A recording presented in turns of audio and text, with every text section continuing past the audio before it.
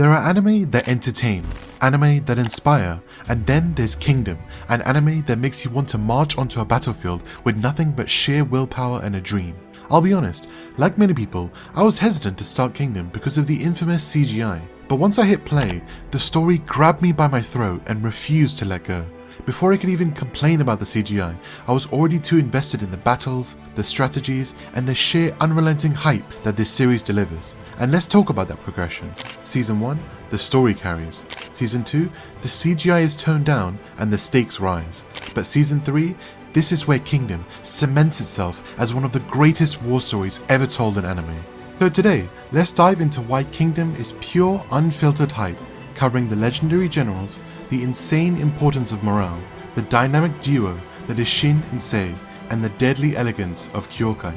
War in Kingdom isn't just about numbers, it's about the titans who lead them, and in this world, the title of Great General is reserved for those who don't just fight battles, they define them. Orki, the monstrous bird, a man who walks onto a battlefield like he's playing on easy mode. His presence alone is enough to turn tides, and his overwhelming strength is matched only by his unwavering charisma. Kanki, the sadistic genius, the guy who fights wars like he's running a psychological horror show. He doesn't win by brute force, he wins by making his enemies wish they'd never been born. Orson, the enigmatic mastermind, a general who treats war like a game of chess, always thinking 10 steps ahead. His poker face could outclass even the best tacticians in anime history. And then there's Ribok, the one man who stands against them all. If there's anyone in Kingdom who truly understands the art of war, it's this guy. With his cold calculation and terrifying intelligence, he's the wall that Shin has to overcome. These aren't just characters, they're forces of nature, and when they collide, the battlefield becomes an arena where legends are forged.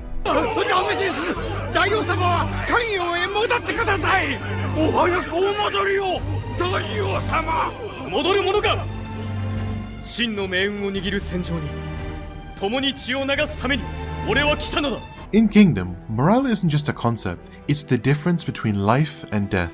You can have the strongest army in the world, but if their spirit is crushed, they're already defeated. We see this time and time again.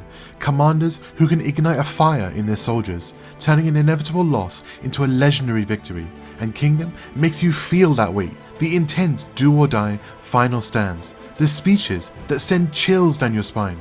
The moment where one man's willpower turns the tide of war. Because in the end, war isn't just about strategy, it's about belief. And when you watch Kingdom, you believe in every single moment of it.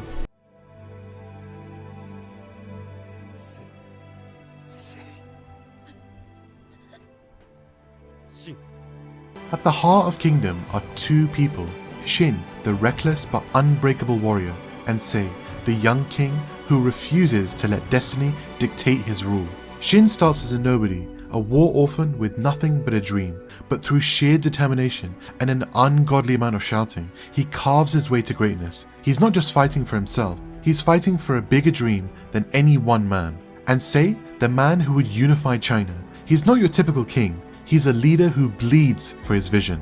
Every decision he makes carries weight, and every challenge he faces is a test of his resolve. Together, these two represent the future of Shin, proving that sometimes it's not just about being born into greatness, it's about seizing it with your own hands. And then there's Kyoukai, the warrior who turns the battlefield into a stage for her lethal dance. She doesn't just fight, she moves like a phantom, cutting down enemies before they even realize what's happening. A member of the legendary Shiyu clan, her combat prowess is matched only by her unwavering determination. But Kyoukai isn't just about brute force. She embodies discipline, technique, and a connection to something far deeper than just warfare. Her journey is one of vengeance, redemption, and finding her place in a world dominated by men who underestimate her. And time again, she proves that underestimating her is the last mistake her enemies will ever make. Kingdom isn't just an anime, it's an experience. It's the kind of show that makes you want to run outside, grab a sword, and start yelling about unifying China. But what makes it even more insane? Kingdom is based on real history. These battles, these larger-than-life generals, and the struggle for unification, it all actually happened. Who knew history could be this hype? It's a story of ambition, power, and the unbreakable human spirit. And if you haven't watched it yet, what are you waiting for? So tell me, who's your favorite general? What was the most hype moment in the series for you? Let me know in the comments, and if you enjoyed this video, be sure to like, subscribe, and hit that bell for more anime greatness. Thanks for watching, and remember, in war and in life, morale is everything.